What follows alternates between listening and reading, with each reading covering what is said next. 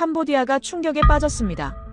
전쟁이 끝난 뒤 그들이 서로 주고받은 말은 단 한 줄이었죠. 캄보디아 한국이 가장 무섭다. 태국 캄보디아 전면전 이후 캄보디아 군인들 사이에서는 또 하나의 문장이 돌기 시작했습니다. 이번 전쟁의 진짜 승자는 태국이 아니라 한국 무기를 가진 나라다. 도대체 전쟁터에서 무슨 일이 벌어졌기에 패전국 입에서 이런 말이 나왔을까요? 캄보디아 전역에 퍼진 한국에 대한 충격적인 소문을 처음부터 끝까지 풀어드리겠습니다. 캄보디아가 왜 이 전쟁에서 졌는지를 제대로 이해하려면 먼저 그들이 왜 처음에 이길 수 있다고 자신만만하게 생각했는지부터 알아야 합니다. 제가 만난 캄보디아 전직 장교 중 한 명이 저한테 이런 말을 하더라고요. 우리는 진심으로 이길 수 있다고 굳게 믿었습니다. 그게 허풍이나 허세가 아니라 나름대로 객관적인 근거가 있었다고요. 그 근거가 과연 뭐였냐면 바로 지난 몇 년에 걸쳐서 중국에서 사들인 대량의 최신 무기들이었습니다.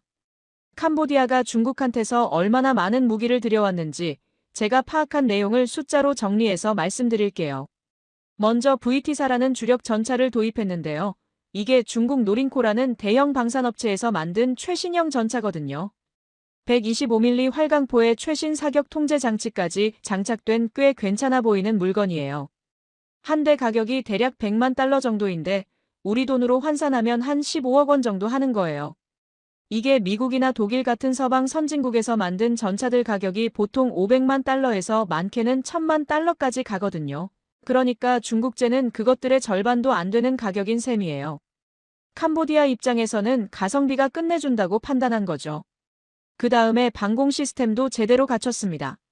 중거리 방공 미사일 시스템이 있는데 이건 사거리가 한 15km 정도 되고요. KS-1이라는 건 사거리가 무려 40km나 됩니다. 중국에서 기술자들이 직접 캄보디아로 건너와서 이 시스템들을 설치해주면서 캄보디아 군 관계자들한테 큰 소리를 쳤다고 해요. 이 정도 방공망을 갖추면 태국 전투기가 감히 캄보디아 영공 근처에도 얼씬거리지 못할 겁니다.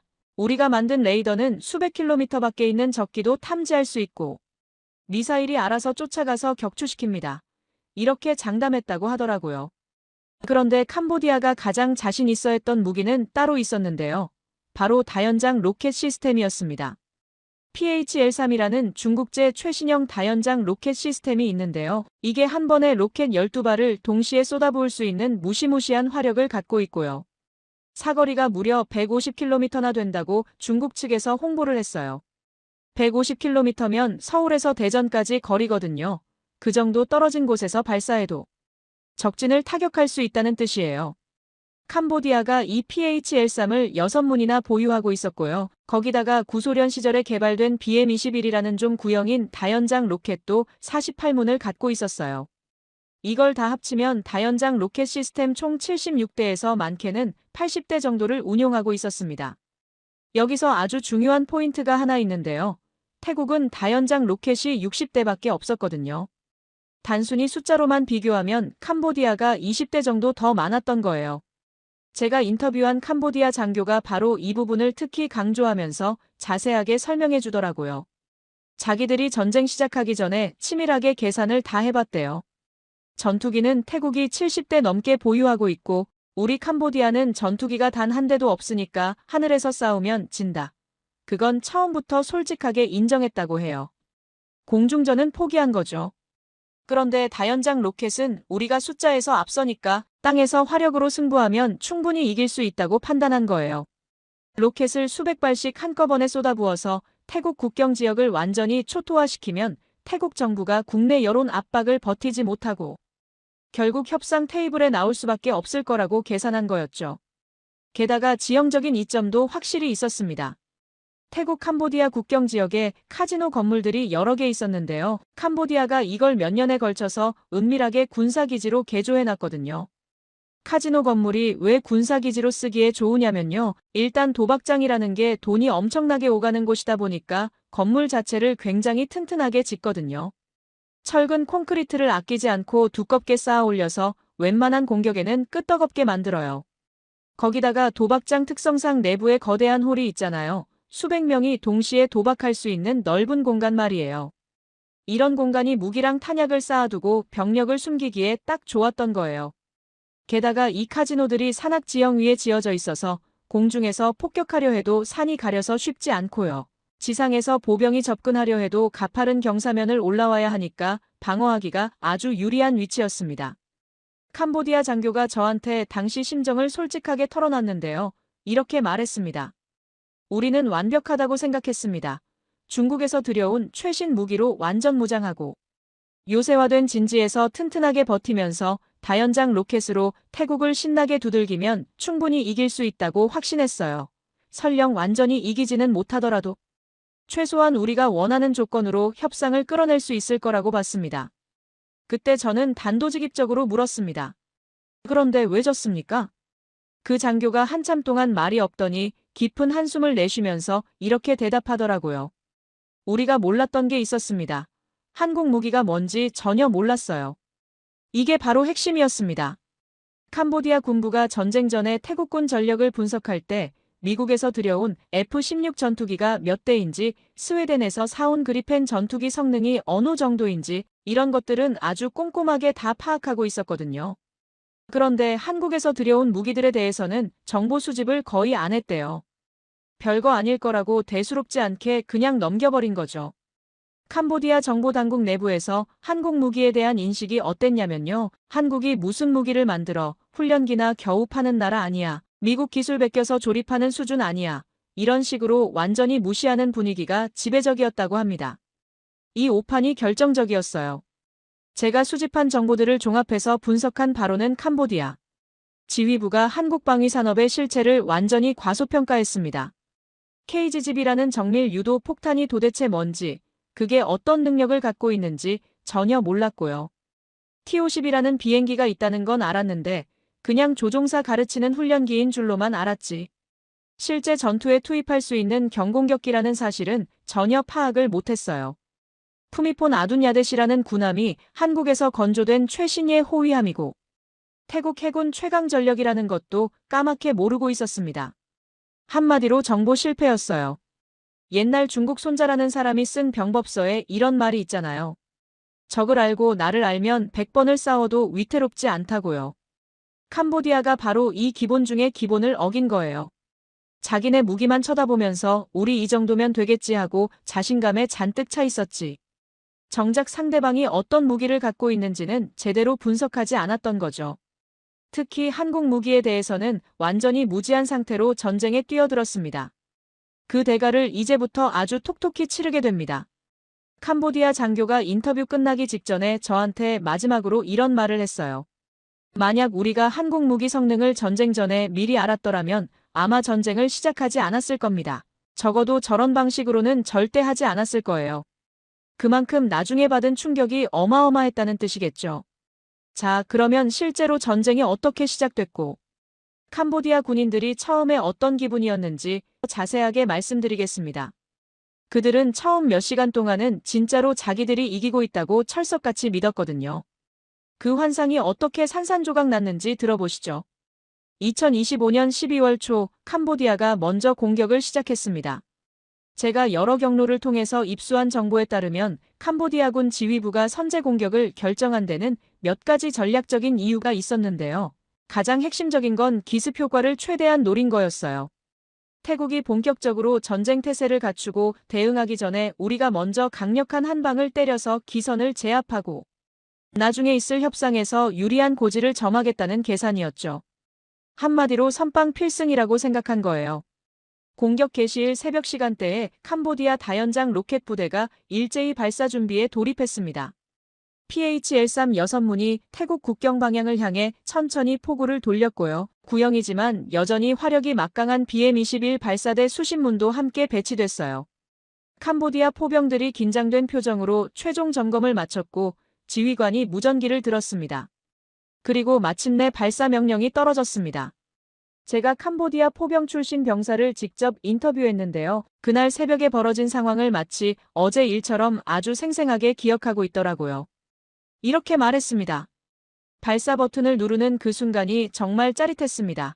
로켓들이 시뻘건 불을 내뿜으면서 하늘로 솟구쳐 오르는 광경을 보니까 우리가 지금 이기고 있다는 느낌이 온몸으로 확 밀려 들어왔어요.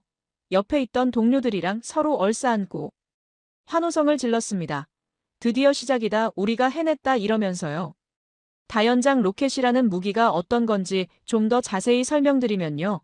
이게 일반 대포처럼 한 발씩 쏘는 게 아니라 수십 발의 로켓을 한꺼번에 동시다발적으로 발사하는 시스템이에요. PH-L3 한 문에서만 로켓 12발이 연속으로 튀어나가거든요. 이게 6문이면 72발이 거의 동시에 하늘을 가르며 날아가는 겁니다. 거기다가 BM-21은 한 문당 40발을 쏠 수 있어요. 이것들까지 다 합치면 수백 발의 로켓이 마치 불빛처럼 태국 국경 지역을 향해 쏟아져 내린 거예요. 하늘이 시뻘개졌다고 표현한 병사도 있었습니다. 로켓들이 포물선을 그리면서 날아가더니 태국 쪽 땅에 떨어지기 시작했어요. 쿵쿵쿵 하는 폭발음이 연속으로 들려왔습니다. 캄보디아 진지에서 그 소리를 듣고 있던 병사들한테는 그게 승리의 팡파레처럼 들렸겠죠.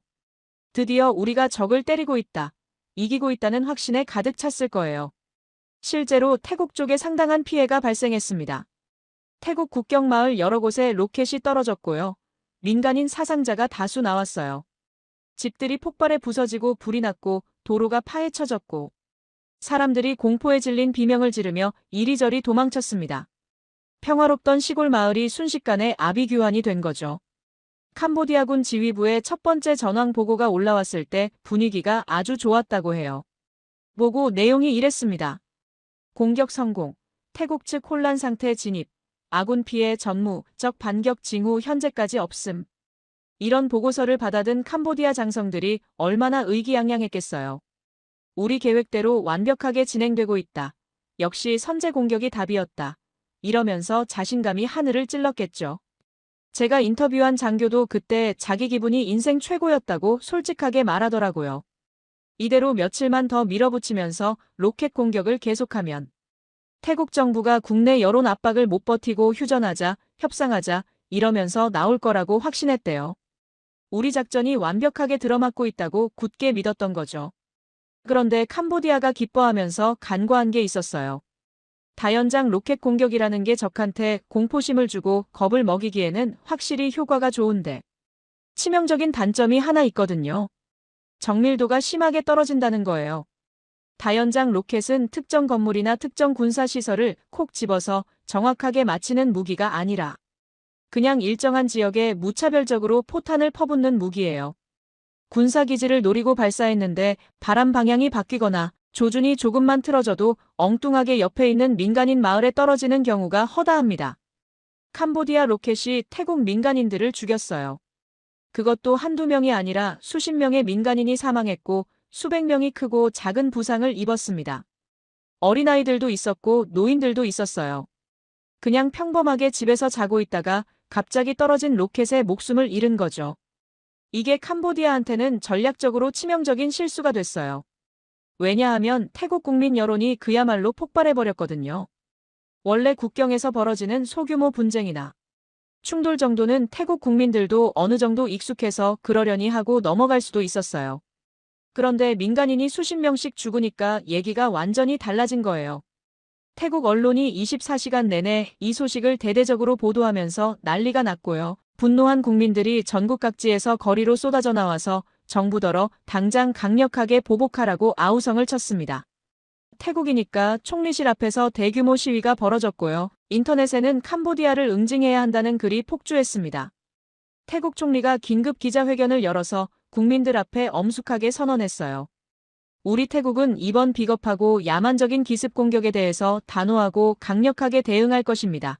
캄보디아가 뿌린 씨앗을 반드시 거두게 해주겠습니다. 우리 국민의 피는 절대로 헛되이 흘리지 않을 것입니다. 외교적 해결이고 평화적 협상이고 뭐고 아무것도 없었어요. 국민 여론이 너무나 격앙돼서 협상이나 대화 같은 단어는 입에 올리지도 못할 분위기가 형성된 거예요. 캄보디아 입장에서는 완전히 뜻밖의 상황이 전개된 겁니다. 태국을 적당히 겁줘서 협상 테이블로 끌어내려고 했는데 오히려 태국 국민 전체를 완전히 빡치게 만들어버린 거죠. 잠자는 사자 코털을 건드린 격이에요. 저한테 이런 말을 솔직하게 털어놓은 캄보디아 장교가 있었어요. 우리는 태국이 좀 맞으면 놀라서 물러날 줄 알았습니다. 협상하자고 먼저 손을 내밀 줄 알았어요. 근데 우리 예상과 정반대로 오히려 눈에 불을 켜고 이를 악물고 달려들더라고요. 그때부터 뭔가 심각하게 잘못됐다는 불길한 느낌이 들기 시작했습니다. 그래도 캄보디아 지휘부는 아직까지 자신감을 완전히 잃지는 않았어요. 로켓 공격은 계속 진행하고 있었고요. 태국 공군 전투기가 출격했다는 정보 보고가 올라왔지만 그게 뭐 어쨌냐, 우리한테 중국제 방공 미사일이 있잖아 하면서 대수롭지 않게 여겼대요. 태국 비행기들 알아서 격추해줄 거다. 중국 기술자들이 최신 시스템이라고 그렇게 자신있게 말했으니까 믿어보자, 이런 분위기였다고 합니다. 그런데 그날 밤 이 전쟁의 양상을 송두리째 바꿔버릴 충격적인 일이 벌어졌습니다. 12월 10일 새벽 5시경이었는데요.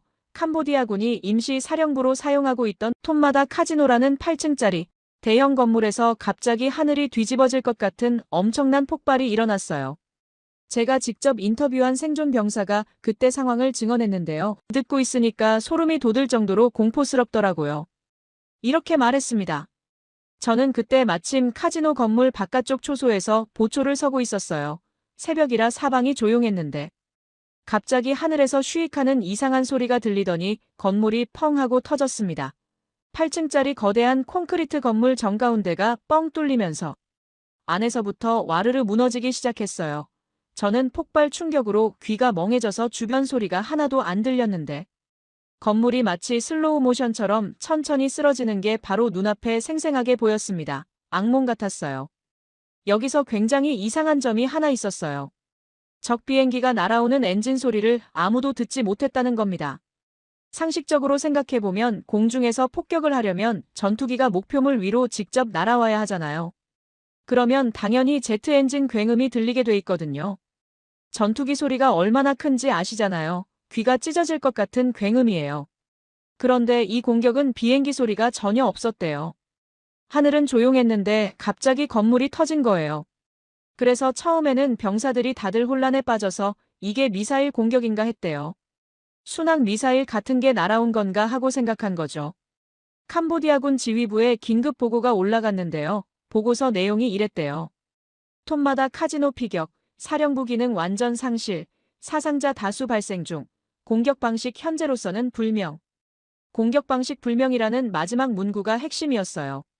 도대체 뭘로 맞은 건지 알 수가 없으니까 어떻게 대응을 해야 할지도 알 수가 없잖아요. 캄보디아 장교가 저한테 그때 심정을 이렇게 토로했습니다. 우리는 완전히 당황했습니다. 적 비행기가 접근했으면 당연히 레이더에 잡혔어야 하는데 화면에 아무것도 안 떴거든요. 순항 미사일이 날아왔다면 발사 지점이 탐지됐어야 하는데 그것도 전혀 없었어요. 솔직히 말씀드리면 마치 유령한테 맞은 것 같았습니다. 보이지 않는 적한테 공격당한 기분이었어요. 그날 밤 사령부 건물 안에 있던 캄보디아 군인 6명이 그 자리에서 즉사했고요. 수십 명이 중경상을 입었습니다. 8층짜리 튼튼한 철근 콘크리트 건물이 앙상한 뼈대만 남긴 채 처참하게 무너져 내렸어요. 나중에 건물 잔해를 전문가들이 조사해보니까 충격적인 사실이 밝혀졌는데요. 폭탄이 건물 정중앙부, 그러니까 엘리베이터 통로가 지나가는 코어 부분을 정확하게 관통해서 내부에서 폭발한 거였어요. 건물 구조에 대해서 조금이라도 아시는 분들은 바로 이해하시겠지만 엘리베이터 코어라는 게 고층 건물에서 척추 역할을 하거든요. 건물 전체 하중을 지탱하는 핵심 구조물이에요. 바로 그 급소를 정확하게 가격한 거죠. 우연히 그 부분에 맞은 게 절대 아니에요. 처음부터 노리고 정밀하게 겨냥해서 때린 거였습니다. 다음 날 아침에 더 큰 충격이 캄보디아를 강타했습니다. 짜이 줄리라는 교량이 있었는데요. 이 다리가 캄보디아군이 최전선으로 무기랑 탄약이랑 식량이랑 병력을 실어 나르는 거의 유일한 주요 보급로였거든요. 이 다리가 끊기면 전선에 있는 캄보디아군이 후방과 완전히 단절되는 거예요. 아침에 태국 공군 F-16 전투기 2대가 이 다리를 폭격해서 차선 하나를 날려버렸는데 그래도 다리가 완전히 끊기지는 않았어요. 나머지 차선으로 차량들이 아직 건너다닐 수 있었거든요. 캄보디아 측에서 급하게 복구 작업을 시작하려던 참이었죠. 그런데 그날 저녁에 F-16이 또 왔습니다. 두 번째 폭격이 다리 정중앙 부분을 귀신같이 정확하게 타격했어요. 이번에는 다리가 완전히 두 동강이 나버렸습니다. 아침에 한 번 때리고 저녁에 한 번 더 때리고 딱 두 번의 정밀 타격으로 캄보디아군 핵심 보급로가 완전히 절단된 거예요. 이때쯤 되니까 캄보디아군 사이에서 수군수군 이상한 소문이 돌기 시작했어요. 야, 너 들었어? 태국군이 100km 밖에서 폭탄을 쏜다더라. 무슨 소리야? 100km면 여기서 푸놈펜까지 거리잖아. 그게 말이 돼? 근데 진짜래. 레이더에도 안 잡히고 비행기 소리도 안 나는데 갑자기 건물이 터진다더라. 처음에는 다들 말도 안 되는 헛소리라고 웃어넘겼대요. 100km면 서울에서 평택이나 천안까지 거리거든요. 그 정도 떨어진 데서 폭탄을 던져서 건물 한가운데를 콕 집어서 맞힌다고요? 그게 무슨 정밀 유도 미사일도 아니고 그냥 폭탄인데요. 상식적으로 납득이 안 가잖아요. 그런데 나중에 알고 보니까 그 소문이 전부 사실이었습니다. 한국이 개발하고 제조한 KGGB라는 정밀 유도 폭탄이었어요. 제가 이 무기가 정확히 어떤 물건인지, 어떤 원리로 100km를 날아가서 목표물을 맞히는지, 그리고 왜 캄보디아군한테 그토록 심각한 충격과 공포를 안겨줬는지 아주 자세하게 설명드리겠습니다. 그날 밤 톰마다 카지노 사령부가 폭격당하고 나서 캄보디아군 병사들 사이에서 특별한 별명이 붙은 무기가 있었다고 해요. 유령 폭탄이라고요. 소리도 없이 기척도 없이 어디선가 귀신처럼 날아와서 목표물만 귀신같이 정확하게 때리고 흔적도 없이 사라지는 유령 같은 폭탄. 그게 바로 한국이 만든 물건이었습니다. 캄보디아군 사이에서 유령 폭탄이라고 불리던 그 무기의 정체가 뭐였냐면요. 바로 KGGB라는 한국산 정밀 유도 폭탄이었습니다. 제가 이 무기에 대해서 자세하게 설명을 드려야 캄보디아군이 왜 그토록 공포에 질렸는지 이해가 되실 거예요. KGGB라는 이름이 좀 생소하실 텐데요. 이게 영어 약자를 한글로 읽은 거예요. 풀어서 설명드리면 코리아 GPS 가이디드 밤의 줄임말인데 쉽게 말해서 한국이 독자적으로 개발한 GPS 유도 폭탄이라는 뜻입니다. 그런데 이게 세상에 흔히 널려있는 그냥 평범한 유도 폭탄이 아니에요. 일반적인 유도 폭탄은 목표물에서 대략 10km에서 길어봐야 20km 정도 떨어진 거리에서 투하해야 하거든요. 세계적으로 가장 많이 쓰이는 미국제 제이담이라는 유도 폭탄이 딱 그 정도 사거리를 갖고 있어요. 20km면 서울 도심에서 분당이나 일산 정도 거리인데 그 정도까지 접근해야 폭탄을 떨어뜨릴 수 있다는 뜻이죠. 그런데 한국이 만든 KGGB는요. 무려 100km 밖에서 투하해도 목표물을 정확하게 맞힐 수 있습니다. 미국이 만든 제이담보다 사거리가 5배나 긴 거예요. 100km면 서울에서 천안이나 평택을 훌쩍 넘어가는 거리인데 그 정도 떨어진 곳에서 폭탄을 던져서 원하는 목표물을 정확하게 타격할 수 있다는 겁니다. 어떻게 이런 게 가능한 건지 제가 기술적인 원리를 좀 설명드릴게요. 비결은 바로 접이식 활공 날개에 있습니다. KGGB에는 특수 설계된 날개가 접힌 상태로 장착되어 있는데요. 폭탄이 전투기에서 분리되는 순간 이 날개가 쫙 펼쳐지면서 마치 글라이더처럼 하늘을 활공하면서 날아갑니다. 일반 폭탄은 떨어뜨리면 그냥 중력에 의해서 밑으로 떨어지잖아요. 포물선을 그리면서 아래로 곤두박질 치는 거죠. 그런데 KGGB는 날개가 있어서 떨어지는 게 아니라 앞으로 날아가요. 높은 고도에서 투하하면 이 날개를 타고 100km도 넘게 멀리까지 활공해 나갈 수 있는 거예요. 거기다가 GPS 위성 유도 장치와 관성 항법 장치가 동시에 탑재되어 있어서 목표물 좌표만 입력해주면 폭탄이 알아서 스스로 경로를 계산하고 방향을 조정하면서 찾아갑니다. 조종사가 특별히 신경 쓸 것도 없어요.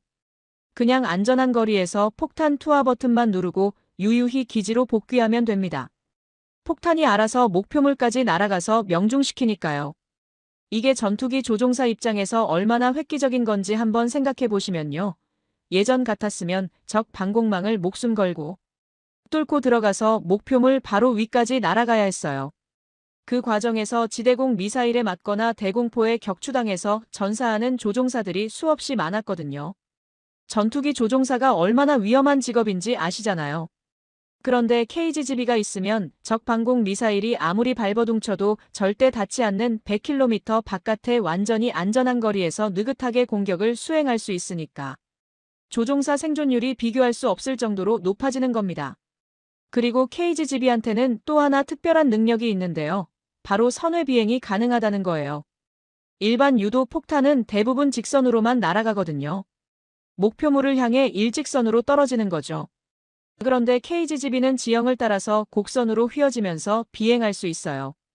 산이 가로막고 있으면 산을 휘감아 돌아서 뒤쪽에 있는 목표물을 공격할 수 있다는 뜻이에요. 톰마다 카지노가 왜 그렇게 속수무책으로 당했는지 이제 이해가 되시죠? 그 건물이 산악지형 위에 있어서 정면에서 공격하기 어려운 위치였거든요. 그래서 캄보디아군이 안심하고 사령부로 쓰고 있었던 건데 KGB가 산을 빙 돌아서 측면에서 들어와 버린 거예요. 전혀 예상치 못한 방향에서 공격이 날아왔으니까 손 쓸 틈도 없이 당한 거죠. 이 무기를 개발한 곳이 한국항공우주산업이라는 회사인데요. 줄여서 KAI라고 부릅니다. 개발 과정이 정말 눈물겹다고 해요. 제가 나중에 업계 관계자한테 들은 얘긴데요. 처음에 한국이 미국한테 유도 폭탄 기술을 이전해달라고 요청했대요. 그런데 미국이 칼같이 거절했어요. 정밀 유도 무기 기술은 최고급 군사 기밀이라서 동맹국이라도 함부로 공유할 수 없다는 거였죠. 그래서 한국 엔지니어들이 이를 악물고 처음부터 독자 개발에 나섰는데 정말 몇 년을 밤낮 없이 연구실에서 살다시피 하면서 마침내 해냈다고 합니다. 그것도 미국 제2단보다 사거리가 5배나 긴 물건을 만들어냈어요. 스승을 뛰어넘은 제자라고 해야 할까요? 미국 입장에서도 이건 좀 당황스러웠을 거예요. 기술 안 알려줬더니 혼자서 더 좋은 걸 만들어버렸으니까요. 캄보디아 장교한테 KGB에 대해서 처음 들었을 때 느낌이 어땠냐고 물어봤더니요. 한참 동안 말을 못하더라고요. 그러다가 이렇게 대답했습니다. 처음에는 거짓말인 줄 알았습니다. 100km 밖에서 건물 한가운데를 마친다니 그게 말이 됩니까? 미사일도 아니고 폭탄인데요. 그런데 나중에 실제로 확인해 보니까 전부 사실이더라고요. 그때 등골이 오싹해졌습니다. 우리가 상대하는 게 어떤 수준의 무기인지 그제야 깨달은 거예요. 제가 인터뷰한 캄보디아 병사 중에 톰마다 카지노 폭격 현장에서 살아남은 사람이 있었는데요. 그 친구가 이런 얘기를 해줬어요. 폭격 직후에 동료들이랑 같이 잔해를 뒤지면서 생존자를 찾았는데요. 그때 이상한 점을 발견했대요. 건물 주변은 멀쩡한데 건물 자체만 정확하게 무너져 있었다는 거예요. 보통 폭격을 당하면 주변 일대가 다 같이 피해를 입잖아요. 폭발 충격파가 사방으로 퍼지니까요. 그런데 이 공격은 건물만 콕 집어서 때린 것처럼 깔끔했대요. 마치 외과 의사가 수술하듯이 원하는 부분만 정확하게 도려낸 느낌이었다고 표현하더라고요. 이게 바로 정밀 유도 무기의 위력이에요. 무차별적으로 파괴하는 게 아니라 원하는 목표물만 골라서 정확하게 타격하는 거죠. KGB의 명중 오차가 몇 미터 이내라고 하는데 그게 얼마나 정밀한 건지 감이 잘 안 오시죠. 축구 골대 크기가 대략 가로 7m 세로 2m 정도 되거든요. 100km 떨어진 곳에서 축구공을 차서 골대 안에 정확히 넣는다고 생각해보세요. 그게 KGB가 하는 일이에요. 인간의 손으로는 절대 불가능한 정밀함이죠. 그래서 캄보디아군이 어디에 숨어도 안전하지 않았던 거예요. 산속 동굴에 숨으면 산을 돌아서 오고 튼튼한 건물에 들어가면 건물 한가운데를 뚫고 다리 밑에 숨으면 다리를 끊어버리니까요. 도망칠 곳이 없었습니다. KGB 얘기가 캄보디아군 사이에서 급속도로 퍼지면서 병사들 사기가 바닥을 치기 시작했어요. 아무리 잘 숨어도 소용없다. 그 폭탄은 어디든 찾아온다. 이런 공포가 전선 전체에 퍼졌습니다. 제가 인터뷰한 한 병사는 이렇게 말했어요. 밤에 잠을 못 잤습니다. 하늘에서 언제 또 유령 폭탄이 떨어질지 몰라서요. 비행기 소리라도 나면 그나마 피할 시간이라도 있는데. 이건 소리도 없이 갑자기 터지니까 정말 미칠 것 같았어요. 그런데 캄보디아군을 공포에 떨게 만든 한국 무기가 KGB만 있었던 게 아닙니다. 하늘에서 또 다른 위협이 나타났거든요. 처음에는 그냥 훈련기인 줄 알았대요. 근데 그 훈련기가 실제로 폭탄을 떨어뜨리고 로켓을 쏘기 시작하니까 다들 경악했다고 합니다. T-50이라는 비행기였는데요. 이게 캄보디아군한테 또 다른 악몽이 됐습니다. KGB가 캄보디아군 사령부와 보급로를 박살내고 있는 동안 또 다른 한국 무기가 전선의 모습을 드러냈는데요. 처음에 캄보디아 정보당국에서 이 비행기에 대한 보고를 받았을 때 별로 대수롭지 않게 여겼다고 합니다. 보고 내용이 이랬대요. 태국 공군이 T-50이라는 비행기를 국경 근처 전진기지에 배치했다. 이 기종은 한국에서 만든 훈련기다. 훈련기라는 단어를 보고 캄보디아 지휘부가 코웃음을 쳤다고 해요. 뭐야 훈련기를 전선에 배치한다고 애들 장난해?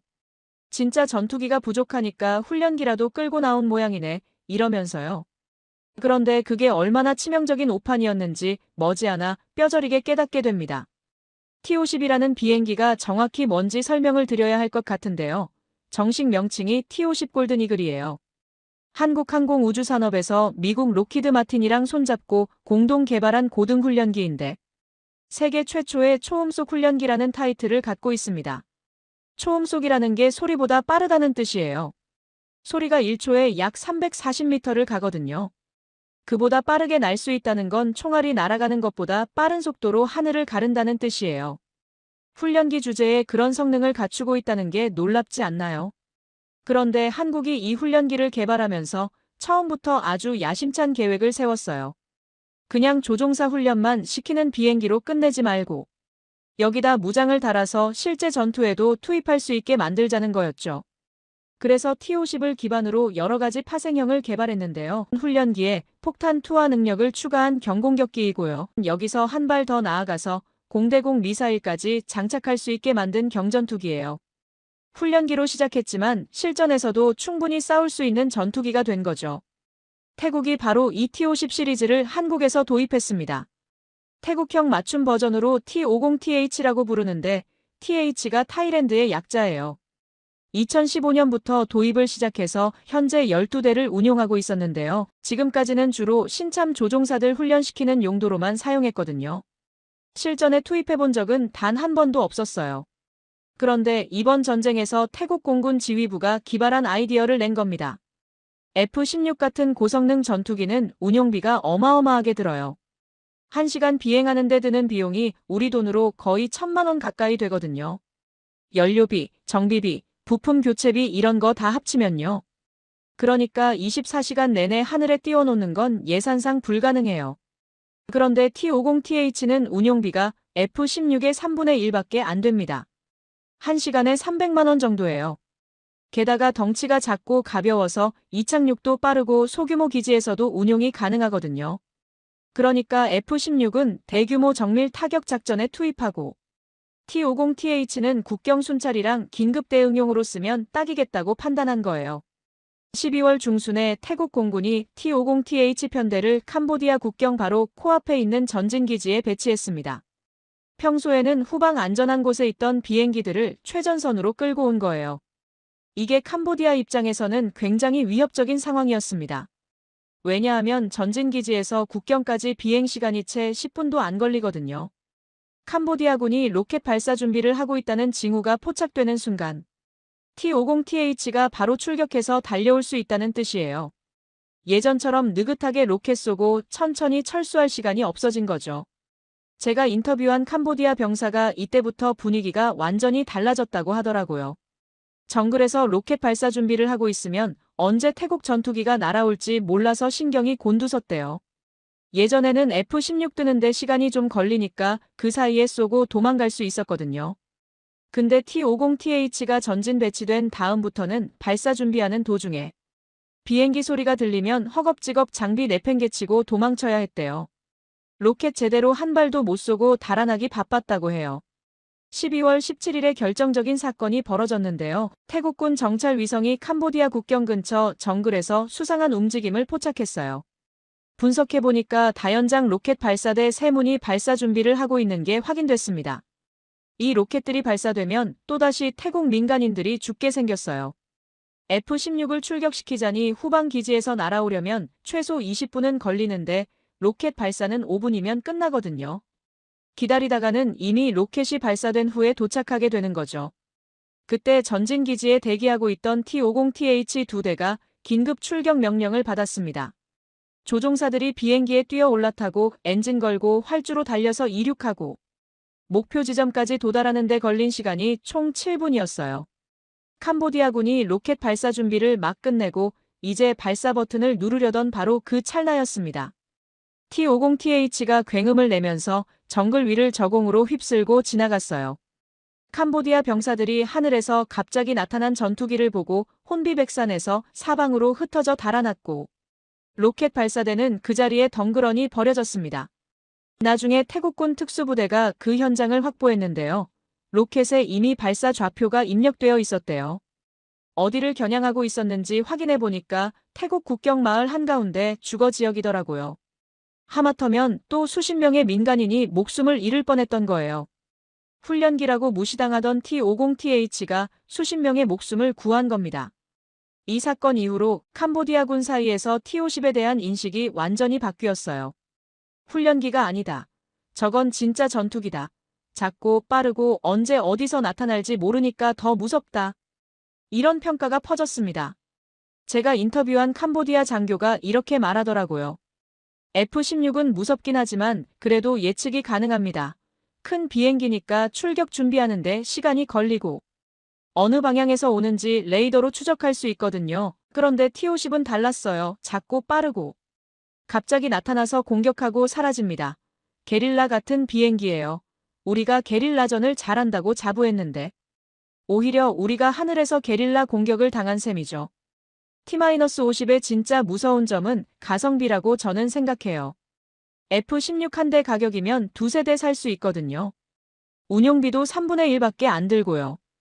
그러면서 성능은 구형 전투기 못지않아요. 초음 속으로 날 수 있고 정밀 유도 무기를 장착할 수 있고 현대식 레이더와 항공 전자 장비도 갖추고 있습니다. 캄보디아 같은 가난한 나라 입장에서 생각해보면 이게 얼마나 부러운 물건이겠어요. 자기들은 전투기가 한 대도 없는데 태국은 이런 가성비 최강 비행기를 12대나 굴리고 있으니까요. 더 충격적인 건 이 비행기가 전 세계적으로 엄청나게 잘 팔리고 있다는 사실이에요. 태국뿐만 아니라 인도네시아, 필리핀, 이라크, 폴란드 같은 나라들이 줄줄이 시리즈를 구매했어요. 지금까지 수출된 대수가 거의 200대에 육박합니다. 한국이 만든 항공기 중에서 단일 기종으로 이 정도 수출 실적을 올린 건 유일해요. 그만큼 세계 시장에서 인정받고 있다는 뜻이죠. 이번 전쟁은 실전 능력을 전 세계에 생생하게 증명하는 기회가 됐습니다. 훈련기라고 무시당하던 비행기가 실제 전쟁터에서 결정적인 순간에 민간인을 구하고 적의 공격을 저지하는 활약을 펼쳤으니까요. 제가 들은 바로는 이 소식이 퍼진 후에 T-50 구매를 문의하는 나라가 부쩍 늘었다고 합니다. 특히 동남아시아랑 중동 쪽에서 관심이 높대요. 자, 여기까지가 하늘 얘기인데요. 캄보디아를 공포에 떨게 만든 한국 무기가 하늘에만 있었던 게 아닙니다. 바다에서도 악몽이 기다리고 있었거든요. 캄보디아 해군 관계자한테 들은 얘긴데요. 태국 해군에 괴물 같은 군함이 한 척 있다고 하더라고요. 그 배 한 척이 캄보디아 해군 전체를 꼼짝 못하게 만들었대요. 그것도 한국에서 만든 배였습니다. 하늘에서 KG집이랑 T-50이 캄보디아군을 공포에 떨게 만들고 있는 동안 바다에서도 결정적인 일이 벌어지고 있었습니다. 제가 캄보디아 해군 출신 장교를 한 명 만났는데요. 이 사람이 저한테 정말 충격적인 이야기를 해줬어요. 태국 해군에 괴물 같은 배가 한 척 있다고요.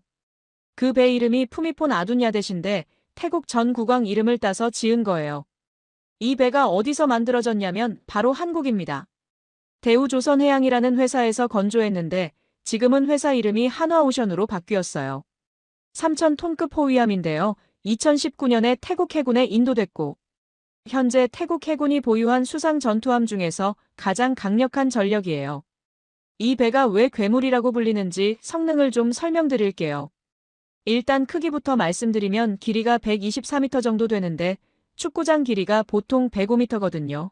그러니까 축구장보다 좀 더 긴 거예요. 여기에 최신 무장이 빼곡하게 실려 있습니다. 함대공 미사일이 있어서 적 비행기나 미사일을 요격할 수 있고요. 함대함 미사일이 있어서 적 군함을 타격할 수 있고요. 어뢰가 있어서 잠수함도 공격할 수 있고요. 함포도 있어서 지상 목표물도 때릴 수 있어요. 만능 전투함이라고 보시면 됩니다. 특히 레이더 시스템이 아주 뛰어난데요. 동시에 여러 개의 목표물을 탐지하고 추적하면서 위협 순서를 계산해서 자동으로 대응할 수 있는 능력을 갖추고 있습니다. 적 전투기가 날아오든 대함 미사일이 날아오든 적 함정이 접근하든 전부 다 잡아내서 요격할 수 있어요. 캄보디아 해군이 뭘 갖고 있는지 비교해드리면요. 솔직히 비교 자체가 민망한 수준이에요. 캄보디아 해군 전체를 다 합쳐봐야 소형 초계정이랑 경비정 몇 척이 전부거든요. 배수량 몇백 톤짜리 조그만 배들이에요.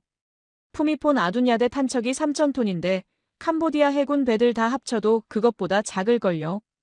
화력 차이는 말할 것도 없고요. 푸미폰 아둔야대 탄척하고 캄보디아 해군 전체가 싸우면 누가 이기겠어요? 뻔한 결과잖아요. 캄보디아 해군 장교가 저한테 이렇게 털어놨어요. 우리는 처음부터 바다에서 싸울 생각이 없었습니다. 상대가 안 되니까요. 그냥 항구에 배를 묶어두고 숨어 있으려고 했어요. 근데 문제는 우리가 안 나가도 저쪽에서 들어온다는 거였습니다. 무슨 말이냐면요. 태국 해군이 푸미폰 아둔야댓을 앞세워서 캄보디아 해안 봉쇄 작전을 시작한 거예요. 캄보디아 남쪽에 시아누쿠빌이라는 항구 도시가 있는데 이게 캄보디아가 가진 유일한 대형 항구거든요. 중국하고 교역하는 화물 대부분이 이 항구를 통해서 들어오고 전쟁 물자도 마찬가지였어요. KGGB가 육상 보급로인 짜이 줄리 교량을 끊어버렸잖아요. 그러면 이제 남은 보급 통로가 바다밖에 없는 거예요. 중국에서 보내주는 무기랑 탄약이랑 연료가 배에 실려서 시아누쿠빌 항구로 들어오고 거기서 트럭에 옮겨 실어서 전선으로 보내는 루트였거든요. 태국 해군이 바로 이 해상 루트를 틀어막겠다고 나선 겁니다. 푸미폰 아둔야댓이 시아누쿠빌 항구로 향하는 주요 항로에 딱 버티고 서서 지나가는 선박들을 하나하나 전부 검문하기 시작했어요. 캄보디아 국적 선박이든 제3국 국적 선박이든 상관없이 일단 다 세웠습니다. 어디서 왔냐, 어디로 가냐, 뭘 싣고 있냐, 화물칸 열어봐라. 이렇게 꼼꼼하게 확인하고 무기나 군수물자가 발견되면 즉시 압류하거나 돌려보냈어요. 캄보디아 정부가 격렬하게 항의했습니다. 이건 명백한 국제법 위반이다. 공해상에서 다른 나라 선박을 멋대로 세우고 검문할 권리가 어디 있냐고요. 그런데 태국 측 논리도 있었어요. 전시 상황에서 교전국으로 들어가는 군수물자, 수송을 차단하는 건 국제법상 허용되는 교전 행위라는 거였죠. 실제로 국제법에 그런 조항이 있긴 해요. 해석의 여지가 있어서 나중에 법적 분쟁이 생길 수도 있겠지만 일단 전쟁이 끝나야 그런 논의도 하는 거잖아요. 당장은 태국 해군이 바다를 완전히 장악한 상태였습니다. 캄보디아 해군이 이걸 막으려고 나섰을까요? 제가 인터뷰한 해군 장교가 쓴웃음을 지으면서 이렇게 말하더라고요. 나가서 뭘 합니까? 우리 배가 항구를 나서는 순간 격침당할 텐데요. 푸미폰 아둔야대 탄척이 우리 해군 전체보다 강합니다. 나가면 죽어요.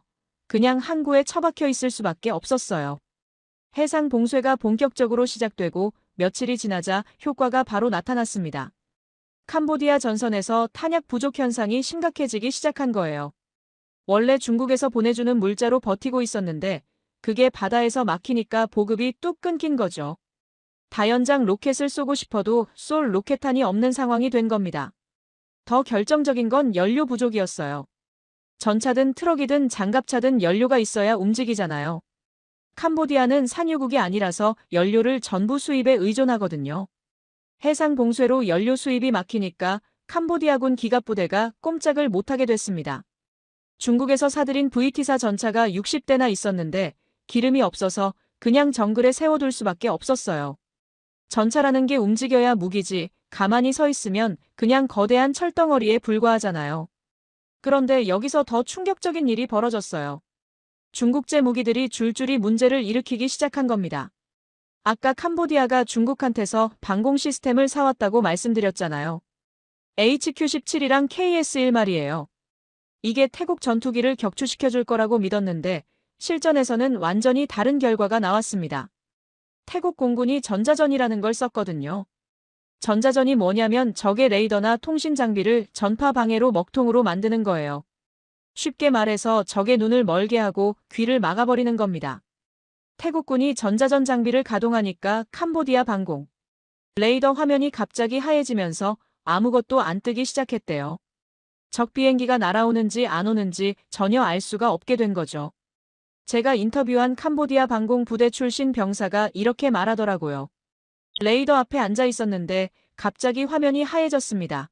처음에는 고장인 줄 알고 이리저리 만져봤는데 소용이 없었어요. 나중에 알고 보니까 태국군이 전파 방해를 한 거였습니다. 우리는 눈뜬 장님이 된 거예요. 적 비행기가 어디서 오는지 하나도 모른 채로 폭격을 당했습니다. 더 황당한 건 방공 미사일을 쏘고 싶어도 못 쐈다는 거예요. 미사일이 적기를 추적하려면 레이더가 목표물 정보를 보내줘야 하는데 레이더가 먹통이니까 미사일도 어디로 날아가야 할지 모르는 거죠. 사거리 40km를 자랑하던 미사일이 단 한 발도 발사되지 못했습니다. 중국 기술자들이 완벽한 방공망을 만들어줬다고 큰소리쳤던 그 시스템이 실전에서는 종이장처럼 뚫린 거예요. 그리고 더 충격적인 사건이 터졌는데요. 중국제 전차 VT사의 포신 폭발 사고였습니다. 이건 태국 쪽에서 일어난 일이에요. 태국도 중국에서 VT사 전차를 60대 정도 사서 운용하고 있었거든요. 이번 전쟁에서 화력 지원용으로 투입했는데 문제가 생겼습니다. 12월 중순 어느 날 태국군 VT사 전차 한 대가 캄보디아군 진지를 향해 포격을 하고 있었어요. 이틀 동안 쉬지 않고 200발 넘게 쏘았는데 갑자기 포신이 펑 하고 터져버렸습니다. 포신이라는 게 대포에서 포탄이 날아가는 기다란 관 있잖아요. 그게 한가운데서 찢어진 거예요. 전차 안에 있던 승무원 3명이 부상을 당했고 전차는 완전히 폐기 처분해야 했습니다. 이 사진이 인터넷에 퍼지면서 난리가 났어요. 전차 포신에는 수명이라는 게 있거든요. 포탄을 몇 발까지 쏠 수 있는지 정해져 있다는 뜻이에요. VT사 전차의 포신 수명이 공식적으로 500발로 되어 있었습니다. 500발 쏘면 새 포신으로 교체하라는 거죠. 근데 이 전차는 겨우 200발 쏘았을 뿐이에요. 수명의 절반도 안 채웠는데 터져버린 겁니다. 비교를 해드리면요. 한국군이 사용하는 K1A1 전차의 포신 수명은 1200발이에요. 중국제 VT사의 2배가 넘죠. 그것도 공식 수명이 그렇고 실제로는 더 쏴도 끄떡없다고 합니다. 한국 전차는 1200발 다 쏘고도 멀쩡한데 중국 전차는 500발 수명이라면서 200발에 터졌어요. 이게 품질 차이입니다. 이 소식이 캄보디아군한테도 퍼졌는데요. 병사들 사이에서 이런 말이 돌았대요. 태국군 중국 전차도 터졌다는데 우리 전차는 괜찮은 거냐? 우리 것도 똑같은 중국제잖아. 언제 터질지 누가 아냐? 중국 무기에 대한 신뢰가 완전히 바닥을 친 거예요. 캄보디아 장교가 저한테 이때 심정을 솔직하게 털어놨는데요. 배신당한 기분이었습니다. 중국이 세계 최고 수준의 무기를 싸게 팔아준다고 해서 믿고 샀는데 막상 써보니까 다 엉터리였어요. 방공망은 종이고 전차는 터지고 로켓은 맞지도 않고 우리가 뭘 믿고 싸웁니까? 하늘은 KG집이랑 T-50한테 빼앗기고 바다는 한국산 군함한테 봉쇄당하고 믿었던 중국 무기는 다 고장나고 캄보디아군이 사면초가에 빠졌습니다. 이런 상황에서 캄보디아 병사들이 어떤 고통을 겪었는지 그리고 한국 무기에 대해서 어떤 소문들이 퍼졌는지 말씀드리겠습니다. 제가 들은 이야기들 중에는 정말 믿기 어려운 것들도 있었는데요. 과장이 섞여 있긴 하지만 그만큼 공포가 컸다는 증거이기도 합니다. 육상 보급로가 끊기고 해상 보급로까지 막히면서 캄보디아 최전선 부대에 끔찍한 일이 벌어지기 시작했습니다. 보급이 완전히 끊긴 거예요.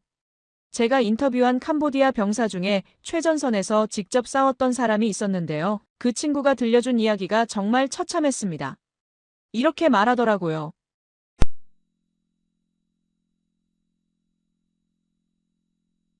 근데 보급 트럭이 안 오기 시작하면서 상황이 급격히 나빠졌어요. 3일째부터 하루에 라면 한 봉지로 버텨야 했습니다. 그것도 물 아껴야 하니까 제대로 끓이지도 못하고 생라면을 부숴서 나눠 먹었어요.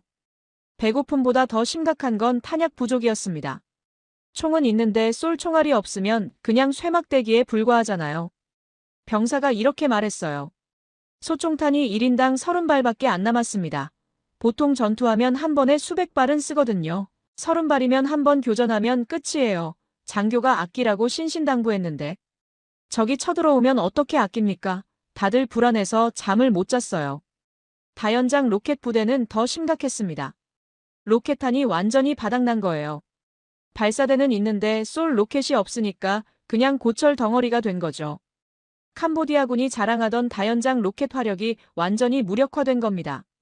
로켓 없는 다연장 로켓 부대가 뭘 할 수 있겠어요. 그냥 앉아서 적한테 맞기만 기다리는 거죠. 연료 상황은 더 절망적이었어요. 전차 부대 얘기를 들어보니까요. VT사 전차가 60대나 있는데 움직일 수 있는 게 10대도 안 됐대요. 나머지는 기름이 없어서 그냥 정글에 주차해 놓은 상태였다고 합니다. 적이 쳐들어오면 어떻게 하냐고요? 할 수 있는 게 없었어요. 전차가 움직이지 못하면 그냥 표적이에요. 숨어있는 위치가 노출되면 KG집이 날아와서 박살 내버리는 거죠. 병사들이 말하더라고요. 전차 옆에 있으면 오히려 더 위험하다고, 폭격 맞으면 같이 죽으니까 전차에서 최대한 멀리 떨어져 있으라고 서로 경고했대요. 굶주림과 공포가 겹치니까 탈영병이 속출하기 시작했습니다. 밤에 몰래 부대를 빠져나가서 고향으로 도망치는 병사들이 하루에도 몇 명씩 생겼대요. 처음에는 헌병대가 잡아다가 처벌했는데 나중에는 너무 많아져서 손을 쓸 수가 없었다고 합니다. 장교들도 마찬가지였어요. 일부 부대는 지휘관이 먼저 도망쳐버려서 병사들만 남겨진 경우도 있었대요. 어떤 부대는 아예 통째로 무기 버리고 항복했다고 합니다. 제가 인터뷰한 병사가 이런 말을 했어요. 솔직히 도망치고 싶었습니다. 근데 고향이 너무 멀어서 못 갔어요. 정글 헤매다가 죽을 것 같았거든요. 그냥 여기서 항복하는 게 더 살 확률이 높겠다 싶어서 버텼습니다. 적이 오면 손 들고 나가려고 했어요. 이런 상황에서 병사들 사이에 한국 무기에 대한 온갖 소문이 퍼지기 시작했습니다. 직접 목격한 사실도 있었지만 과장되거나 왜곡된 얘기들도 많았어요. 공포가 극에 달하니까 없는 얘기도 만들어지고 있던 얘기도 부풀려진 거죠. 제가 수집한 소문들 중에 대표적인 것들을 말씀드릴게요. 첫 번째 소문은 유령 폭탄에 대한 거였는데요. KGB 말이에요. 병사들 사이에서 이렇게 알려졌대요. 한국 폭탄은 100km 밖에서 날아온다. 비행기 소리가 안 나니까 피할 수가 없다. 어디로 튈지 예측이 불가능하다. 산도 돌아오고 건물도 뚫는다. 숨을 곳이 없다. 사실과 과장이 섞여 있는데요. 100km 사거리는 사실이에요. 비행기 소리가 안 나는 것도 비행기가 멀리서 투하하니까 당연히 소리가 안 들리는 거고요. 산을 돌아서 공격한다는 것도 선외 비행 능력 때문에 가능한 얘기예요. 다만 어디로 튈지 예측 불가능하다는 건 좀 과장된 거죠. 정밀 유도 폭탄이니까 오히려 정확하게 예측 가능한 궤적으로 날아가는 건데 맞는 쪽 입장에서는 어디서 올지 모르니까 그렇게 느낀 거예요. 두 번째 소문은 T-50에 대한 거였어요. 한국 훈련기가 있는데 이게 진짜 전투기보다 더 무섭다. 작고 빨라서 레이더에 안 잡힌다. 갑자기 나타나서 폭탄 떨어뜨리고 사라진다. 유령 비행기다. 이것도 사실과 과장이 섞여 있는데요. 작고 빠른 건 맞아요. 레이더에 안 잡힌다는 건 과장이에요. 스텔스 기능이 있는 건 아니거든요. 다만 작은 비행기라 레이더 반사 면적이 적어서 대형 전투기보다는 탐지가 좀 어려운 건 사실이에요. 캄보디아군 레이더가 전자전에 무력화됐으니까 아예 못 잡은 거지 원래 안 잡히는 비행기는 아닙니다. 세 번째 소문이 가장 충격적이었는데요. 한국 군함에 대한 거였어요. 태국 해군에 한국에서 만든 괴물 군함이 있다. 그 배 한 척이 우리 해군 전체를 막고 있다. 미사일을 수십 발 동시에 쏠 수 있다. 잠수함도 잡고 비행기도 잡는다. 한국 해군 기술이 세계 최강이다. 푸미폰 아둔야댓에 대한 얘긴데요. 대부분 사실이에요. 그 배 성능이 정말 뛰어나거든요. 다만 미사일을 수십 발 동시에 쏜다는 건 좀 과장되긴 했는데 동시에 여러 목표물을 추적하고 대응할 수 있는 능력은 있으니까 아주 틀린 말은 아니에요. 한국 해군 기술이 세계 최강이라는 것도 좀 과장이긴 한데 적어도 동남아시아에서는 최고 수준인 건 맞습니다. 이런 소문들이 퍼지면서 병사들 사이에서 한국이라는 단어 자체가 공포의 대상이 됐어요. 제가 인터뷰한 병사가 이렇게 말하더라고요. 한국 무기 얘기만 나오면 다들 조용해졌습니다. 누가 한국 폭탄이다 하면 일단 숨고 봤어요. 진짜인지 가짜인지 확인할 여유가 없거든요. 그냥 한국이라는 말만 들으면 공포가 밀려왔습니다. 더 흥미로운 건 이 과정에서 중국에 대한 원망도 커졌다는 거예요. 병사들이 이렇게 말했대요. 중국이 우리한테 사기를 쳤다. 세계 최고 무기라고 팔아놓고 막상 써보니까 다 고장이다. 한국 무기는 100km 밖에서 건물을 맞히는데 중국 무기는 바로 앞에 있는 적도 못 잡는다. 우리가 호구였다. 중국 무기와 한국 무기를 직접 비교하면서 중국에 대한 신뢰가 완전히 무너진 거죠. 실제로 전쟁이 끝난 후에 캄보디아 내에서 중국 무기 추가 도입에 반대하는 여론이 높아졌다고 합니다. 이번에 호되게 당했으니까요. 제가 만난 캄보디아 장교 중 한 명이 전쟁 경험을 총정리하면서 이런 말을 했어요. 우리는 적을 잘못 골랐습니다. 태국이 무서운 게 아니라 태국이 가진 한국 무기가 무서웠어요. 그리고 우리가 믿은 중국 무기는 종이호랑이였습니다. 이번 전쟁에서 배운 교훈이 있다면 그거예요. 앞으로는 중국 무기를 믿지 말자. 그리고 한국을 적으로 만들지 말자. 굶주림과 공포 속에서 캄보디아군은 완전히 무너졌습니다. 결국 휴전 협상에 나설 수밖에 없었는데요. 협상 테이블에 앉은 캄보디아 대표단의 얼굴이 어땠을지 상상이 가시죠. 처음에 자신만만하게 전쟁을 시작했다가 불과 몇 주 만에 완전히 박살이 난 거니까요. 제가 마지막 챕터에서는 이 전쟁이 끝난 후에 캄보디아 사람들이 한국에 대해서 어떻게 생각하게 됐는지, 그리고 이번 전쟁이 동남아시아 전체에 어떤 영향을 미쳤는지 말씀드리겠습니다. 한국이 가장 무섭다는 말의 진짜 의미가 뭔지 밝혀드릴게요. 전쟁이 휴전으로 마무리된 직후에 저는 캄보디아 현지 분위기를 파악하기 위해서 여러 경로로 정보를 수집했는데요. 제가 들은 이야기들 중에는 정말 놀라운 것들이 많았습니다. 캄보디아 사회 전체에 한국 무기에 대한 이야기가 퍼지면서 일종의 도시 전설 같은 것들이 만들어지고 있었거든요. 전쟁을 직접 겪은 병사들이 고향에 돌아가서 자기가 본 것들을 이야기하면 그게 입에서 입으로 전해지면서 점점 부풀려지잖아요. 그 과정에서 사실과 과장이 뒤섞인 온갖 소문들이 캄보디아 전역에 퍼진 거예요. 제가 수집한 소문들 중에서 가장 많이 회자되는 것들을 정리해서 말씀드릴게요. 첫 번째는 유령 폭탄에 대한 전설이에요. 캄보디아 사람들 사이에서 KGB를 이렇게 묘사하더라고요. 한국이 만든 폭탄이 있는데 이게 유령처럼 움직인다, 소리도 없고 기척도 없이 갑자기 나타나서 목표물만 정확하게 때리고 사라진다. 산이 가로막으면 산을 휘감아 돌아서 오고 건물이 있으면 건물 한가운데를 귀신같이 뚫는다. 100km 떨어진 곳에서 쏘는데 오차가 몇 미터밖에 안 된다. 아무리 깊은 동굴에 숨어도 찾아낸다. 이 폭탄한테서 도망칠 방법은 없다. 사실 여부를 따져보면요. 상당 부분이 사실이에요. 100km 사거리는 맞고요. 산을 돌아서 공격하는 선외 비행 능력도 있고요. 건물 한가운데를 정밀하게 타격하는 것도 실제로 톤마다 카지노에서 증명됐잖아요. 다만 아무리 깊은 동굴에 숨어도 찾아낸다는 건 과장이에요. KGB는 GPS 좌표 기반으로 유도되는 거라서 목표물 위치를 미리 알아야 공격할 수 있거든요. 동굴 안에 있는 걸 알아서 찾아가는 그런 능력은 없습니다. 하지만 이런 과장이 생긴 이유가 있어요. 캄보디아군 입장에서는 도대체 이 폭탄이 어디서 어떻게 날아오는지 전혀 파악이 안 됐거든요. 레이더에도 안 잡히고 비행기 소리도 안 들리는데 갑자기 건물이 폭발하니까 마치 귀신의 소행처럼 느껴졌던 거죠. 공포가 과장을 낳은 거예요. 두 번째는 유령 비행기에 대한 소문인데요. T-50 이야기입니다. 이렇게 알려졌대요. 한국에서 만든 비행기가 있는데 겉으로는 훈련기처럼 생겼다. 근데 이게 사실은 스텔스 기능이 있는 비밀 전투기다. 레이더에 전혀 안 잡힌다. 크기가 작아서 눈으로도 잘 안 보인다. 어디서 나타나는지 모르게 갑자기 와서 폭탄 떨어뜨리고 순식간에 사라진다. 소리도 거의 안 난다. 유령 비행기다. 이것도 사실과 과장이 섞여 있는데요. 작고 빠른 건 맞아요. 훈련기 기반이지만 실전 투입 가능한 경공격기라는 것도 사실이고요. 다만 스텔스 기능이 있다는 건 완전히 틀린 얘기예요. 스텔스 설계가 적용된 비행기가 아닙니다. 레이더에 잡히는 일반 비행기예요. 다만 크기가 작으니까 레이더 반사 면적이 적어서 대형 전투기보다는 탐지가 좀 어려운 건 맞아요. 그리고 캄보디아군 레이더가 태국 전자전에 무력화됐으니까 아예 탐지 자체가 안 됐던 거지. T-52 스텔스라서 안 잡힌 건 아닙니다. 소리도 거의 안 난다는 것도 과장이에요. 제트 엔진 비행기인데 소리가 안 날 리가 없잖아요. 다만 고속으로 저공 비행하면 소리보다 비행기가 먼저 도착하는 경우가 있거든요. 소리 듣고 고개 들었을 때는 이미 지나간 뒤인 거죠. 그래서 소리가 안 났다고 느낀 거예요. 세 번째는 괴물 군함에 대한 전설인데요. 푸미폰 아둔야댓 이야기입니다. 한국에서 만든 군함이 있는데 이게 진짜 괴물이다.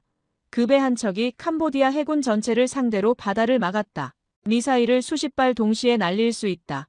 적 비행기도 잡고 적 미사일도 잡고 잠수함도 잡는다. 완전 무결한 요새 같은 배다. 한국 조선 기술이 세계 최강이라서 이런 배를 만들 수 있는 거다. 이건 대부분 사실에 가까워요. 푸미폰 아둔야댓 성능이 정말 뛰어나거든요. 캄보디아 해군 전체를 상대로 해상 봉쇄를 단독으로 수행한 것도 맞고요. 다만 미사일을 수십 발 동시에 쏜다는 건 약간 과장인데 여러 목표물을 동시에 추적하면서 순차적으로 빠르게 대응할 수 있는 능력은 있어요. 그리고 한국 조선 기술이 세계 최강이라는 것도 상선 건조 분야에서는 사실이에요. 군함 쪽은 미국이나 유럽 선진국들이 아직 앞서 있긴 하지만 한국도 급격하게 따라잡고 있는 건 맞습니다. 네 번째 소문이 가장 흥미로웠는데요. 한국 무기 전체에 대한 평가예요. 캄보디아 사람들 사이에서 이렇게 정리가 됐대요. 한국 무기는 미국 무기만큼 좋은데 가격은 절반이다. 중국 무기는 싸지만 실전에서 못 써먹고. 한국 무기는 싸면서도 성능이 좋다. 한국이 무기를 팔면 기술 이전도 해주고. 애프터 서비스도 잘해준다. 중국은 팔고 나면 나 몰라라 한다. 앞으로 무기 사려면 한국에서 사야 한다. 중국 무기는 다시는 사면 안 된다. 이건 상당히 정확한 평가예요. 한국 무기가 가성비 면에서 세계 최고 수준인 건 방위산업 전문가들 사이에서 이미 정설이거든요. 그리고 중국 무기의 애프터 서비스 문제도 실제로 많이 지적되는 부분이에요. 팔고 나서 부품 공급이나 기술 지원이 제대로 안 된다는 불만이 여러 나라에서 나오고 있거든요. 반면 한국은 기술 이전에도 적극적이고 판매 후 지원도 충실하다는 평가를 받고 있어요. 이런 소문들이 캄보디아 전역에 퍼지면서 한국이라는 나라에 대한 인식 자체가 완전히 바뀌었습니다. 제가 만난 캄보디아 사람들 중에 이런 말을 하는 경우가 많았어요. 전쟁 전에는 한국 하면 케이팝이랑 드라마 생각했는데 지금은 무기 생각이 먼저 난다고요. 한국이 이렇게 무서운 나라인 줄 몰랐다고요. 특히 군 관계자들 사이에서 한국에 대한 평가가 급격히 달라졌어요. 제가 인터뷰한 캄보디아 전직 장교가 이렇게 말하더라고요. 솔직히 인정합니다. 한국이 대단한 나라예요. 우리가 한국을 너무 얕봤습니다. 훈련기나 만드는 나라라고 무시했는데. 그게 얼마나 어리석은 생각이었는지 뼈저리게 깨달았어요.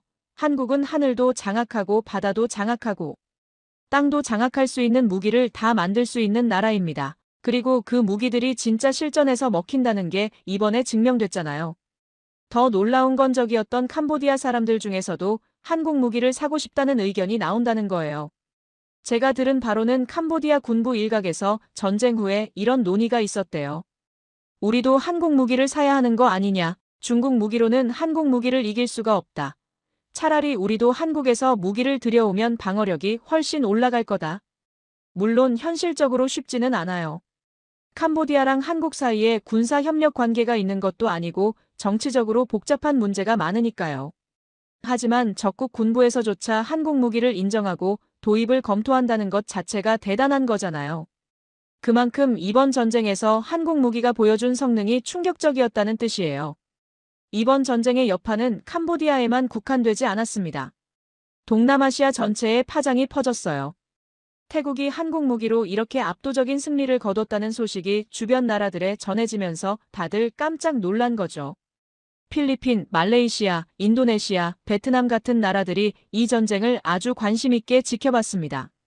왜냐하면 이 나라들도 비슷한 고민을 갖고 있거든요.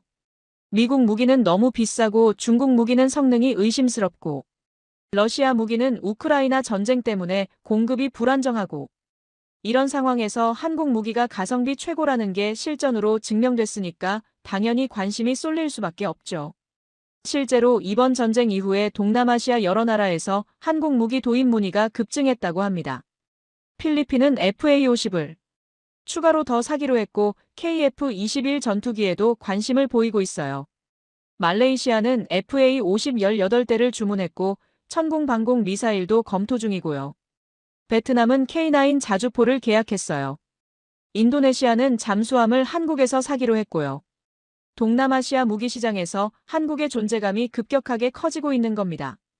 반면에 중국은 이번 전쟁으로 엄청난 타격을 입었어요. 중국 무기가 실전에서 이렇게 처참하게 실패하는 모습이 전 세계에 생중계된 셈이니까요. 방공망은 종이처럼 뚫렸고 전차 포신은 터졌고 다연장 로켓은 맞지도 않았고 이런 결과가 알려지면서 중국 무기에 대한 신뢰가 바닥을 쳤습니다. 홍콩 언론인 사우스차이나 모닝 포스트에서 이번 전쟁을 분석하는 기사를 냈는데요.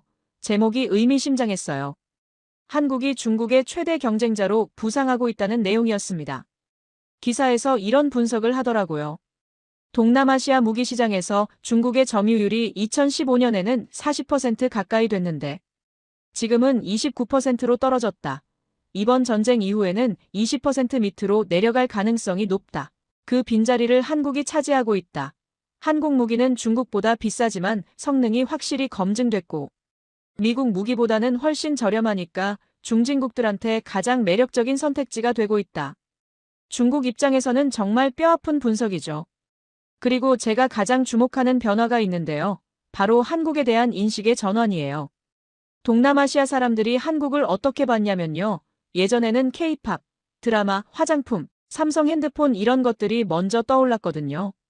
문화 강국, 기술 강국이라는 이미지였죠. 그런데 이번 전쟁 이후로 군사 강국이라는 이미지가 추가됐어요. 한국이 세계적인 무기 수출국이라는 사실을 동남아시아 사람들이 확실하게 인식하게 된 거예요. 특히 캄보디아에서는 한국에 대한 두려움이 생겼습니다. 제가 만난 캄보디아 장교가 마지막에 이런 말을 하더라고요. 앞으로는 한국을 적으로 만들면 안 됩니다. 한국 무기를 상대하는 건 악몽이에요. 그리고 한국하고 친한 나라를 공격하는 것도 위험합니다. 태국처럼 한국 무기를 갖고 있으면 우리가 이길 방법이 없거든요. 이게 바로 한국이 가장 무섭다는 말의 진짜 의미예요. 단순히 무기 성능이 좋다는 차원을 넘어서 한국이라는 나라 자체에 대한 경외심이 생긴 거죠. 이 모든 이야기를 정리하면서 이번 전쟁이 갖는 역사적 의미와 한국 방위산업의 미래에 대해서 말씀드리겠습니다. 이번 태국 캄보디아 전쟁을 취재하고 분석하면서 저는 정말 많은 생각을 하게 됐습니다. 35년 동안 미국 국방부에서 전 세계 군사 정세를 분석해 왔는데요. 이번처럼 한 나라의 방위산업이 짧은 기간에 극적으로 부상하는 경우는 정말 드물었어요. 한국이 언제부터 이렇게 대단한 무기를 만들게 됐는지 잠시 역사를 돌아볼 필요가 있을 것 같습니다. 제가 미국 공군에 처음 들어간 1990년대만 해도 한국은 무기를 수입만 하는 나라였어요. 전투기도 미국에서 사고, 전차도 미국에서 사고, 군함도 외국에서 들여왔습니다. 자체적으로 만들 수 있는 건 소총이나 박격포 같은 기본적인 것들 뿐이었죠. 그때 누가 한국이 세계적인 무기 수출국이 될 거라고 했으면 다들 코웃음 쳤을 거예요. 그런데 불과 30년 만에 상황이 완전히 뒤집어졌습니다. 지금 한국은 전투기도 만들고 전차도 만들고 잠수함도 만들고 미사일도 만들고 정밀 유도 폭탄도 만들고 최신 군함도 만듭니다. 그것도 그냥 만드는 게 아니라 세계 시장에서 경쟁력 있는 수준으로 만들어서 수출까지 하고 있어요. 폴란드 같은 나토 회원국도 한국 무기를 대량으로 사가고 있고 중동 부자 나라들도 한국 무기에 관심을 보이고 있습니다. 제가 분석한 바로는 한국 방위 산업이 성공한 비결이 세 가지 있어요. 첫 번째는 절박함입니다. 한국은 북한이라는 적과 대치하고 있잖아요. 언제 전쟁이 터질지 모르는 상황에서 무기를 외국에만 의존할 수는 없었어요. 미국이 안 팔아주면 어떡하나, 전쟁 나면 탄약을 제때 보급받을 수 있나, 이런 불안감이 독자 개발의 원동력이 됐습니다. 살아남기 위해서 이를 악물고 기술 개발에 매달린 거예요. 두 번째는 뛰어난 인력이에요. 한국 사람들 교육열이 대단하잖아요. 실력 있는 공학도들이 정말 많은데 이 사람들이 방위산업에 뛰어들어서 밤낮 없이 연구 개발을 했습니다. KGB 개발 과정을 들어보면요. 미국이 기술 이전을 안 해줬을 때 한국 엔지니어들이 밑바닥부터 시작해서 결국 자기들 힘으로 해냈다고 해요. 그것도 미국 것보다 더 좋은 걸 만들어냈습니다. 안 된다고 하면 더 악착같이 달려드는 근성이 있는 거죠. 세 번째는 실용적인 접근이에요. 한국은 무조건 최첨단만 추구하지 않았습니다. 무기라는 게 아무리 성능이 좋아도 너무 비싸면 많이 못 만들잖아요. 한국은 성능과 가격 사이에서 최적의 균형점을 찾으려고 노력했어요. 꼭 필요한 성능은 확보하되 불필요한 것들은 과감하게 빼서 가격을 낮춘 거죠. 그 결과가 바로 가성비 최강 무기입니다. F-35 살 돈이 없는 나라들한테는 FA-50이 있고 패트리언 미사일 살 돈이 없는 나라들한테는 천공이 있고 최신형 구축함 살 돈이 없는 나라들한테는 한국산 호위함이 있어요. 최고급은 아니지만 충분히 쓸만하고 가격은 착한 그런 포지션을 잡은 거예요.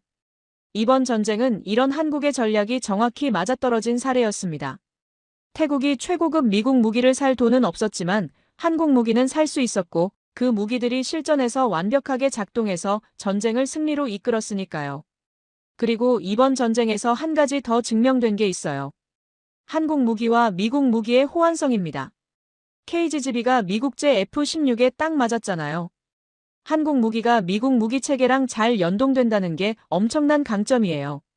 미국 동맹국 입장에서는 기존에 갖고 있는 미국 무기랑 같이 쓸 수 있는 한국 무기가 매력적일 수밖에 없거든요. 중국이나 러시아 무기를 사면 미국 체계랑 안 맞으니까 따로 운용해야 하는데 한국 무기는 그런 문제가 없어요. 저는 앞으로 미국이 한국 방위 산업을 더 적극적으로 지원할 거라고 봅니다. 미국 입장에서도 동맹국들이 중국이나 러시아 무기 사는 것보다는 한국 무기 사는 게 훨씬 낫거든요. 어차피 미국 것 살 돈이 없는 나라들이면 한국 것이라도 사서 우리 편에 붙어 있는 게 좋잖아요. 이번 전쟁의 최대 승자가 누구냐고 물으시면요. 군사적으로는 당연히 태국이에요. 영토도 지키고 적을 압도했으니까요. 하지만 방위산업 측면에서는 한국이 최대 승자라고 감히 말씀드릴 수 있습니다. 한 푼도 안 들이고 전 세계를 상대로 한국 무기의 실전 능력을 광고한 셈이니까요. KGB가 100km 밖에서 목표물을 정확히 맞히는 영상, T-52 긴급 출격해서 민간인을 구하는 뉴스, 푸미폰. 아둔야데시 바다를 완전히 장악했다는 보도. 이런 것들이 전 세계 방송과 인터넷을 통해서 퍼져나갔거든요. 어떤 광고보다 효과적인 홍보였습니다. 그리고 마지막으로 제가 이번 취재에서 가장 인상 깊었던 순간을 말씀드리면서 마무리하겠습니다. 캄보디아 전직 장교를 인터뷰하고 헤어지려는데 그 사람이 저한테 이런 질문을 하더라고요. 한국 사람들은 자기 나라 무기가 이렇게 대단한 거 알고 있나요? 저는 잠시 생각해보다가 대답했습니다. 아마 대부분은 잘 모를 거예요. 한국 사람들은 자기 나라를 과소평가하는 경향이 있거든요. 그랬더니 그 장교가 고개를 저으면서 이렇게 말했습니다. 그건 이상한 일이에요. 우리는 한국이 무서워서 잠을 못 자는데. 정작 한국 사람들은 자기들이 얼마나 강한지 모르고 있다니. 그리고 마지막으로 이 말을 남겼어요. 제가 이 인터뷰에서 드리고 싶은 말이 있습니다. 한국 사람들한테 전해주세요. 당신들 나라가 만든 무기는 정말 대단합니다. 우리를 공포에 떨게 만들었어요. 솔직히 말씀드리겠습니다. 한국이 가장 무섭습니다. 그리고 그 무서움 뒤에는 존경이 있습니다. 한국은 대단한 나라예요. 패배자의 입에서 나온 이 말이 어떤 승자의 자랑보다 더 강력하게 느껴졌습니다. 적이 인정하는 실력이 진짜 실력이니까요. 이번 태국 캄보디아 전쟁은 세계 무기 시장의 판도를 바꾸는 전환점이 될 겁니다. 한국 방위 산업은 이제 단순한 수출국을 넘어서 세계적인 군사 강국의 반열에 올랐습니다. 그리고 이 사실을 가장 뼈저리게 느끼는 건 한국 무기를 직접 상대해본 적들이에요. 한국이 가장 무섭다. 이 말이 앞으로 동남아시아 전역에 그리고 전 세계에 퍼져나갈 겁니다. 한국의 저력은 이제 시작입니다. 우리 손으로 만든 무기가 전쟁의 판도를 바꾸는 세상, 여러분은 어떤 생각이 드셨나요? 한국 방산이 자랑스러우시다면 대한민국 기술력 최강이라고 댓글로 남겨주세요. 여러분 한 분 한 분의 그 한 줄이 우리나라 기술자들에게 가장 큰 박수입니다.